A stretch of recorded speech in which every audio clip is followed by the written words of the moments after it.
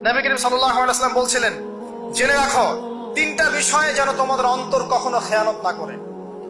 তিনটা বিষয়ে তোমাদের অন্তর যেন কখনো খেয়ানত না করে। এক, তোমরা যে কাজটাই করবা শুধু আল্লাহ পাকের সন্তুষ্টির জন্য করবে। তোমরা যে কাজই করবে শুধু আল্লাহর সন্তুষ্টির জন্য করবে। তোমাদের শাসক বর্গের কল্যাণ কামনা করবে।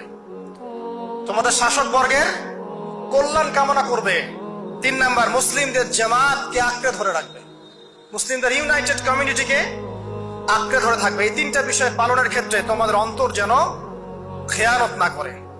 এদিন সূর্য ঢলে যাওয়ার পরে নবী সাল্লাল্লাহু আলাইহি ওয়াসাল্লাম আরো বললেন, শুনে রাখো হে মানব জাতি, এটা ভালো করে শোনেন, শুনে রাখো হে মানব জাতি, নিশ্চয়ই আমি মুহাম্মদ সাল্লাল্লাহু আলাইহি ওয়াসাল্লাম জাহেলি যুগের যত কুপ্রথা আছে সমস্ত কুপ্রথাকে আমার পায়ের তলে পিষ্ট করে গেলাম।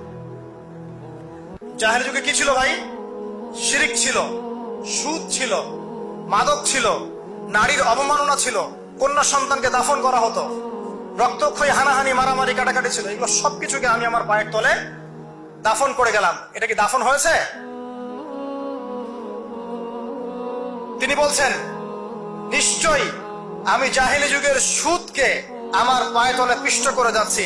সর্বপ্রথম যার সুদ আমি পিষ্ট করছি তিনি হচ্ছেন আব্বাস ইবনে আব্দুল মুত্তালিব, আমার চাচার সুদ।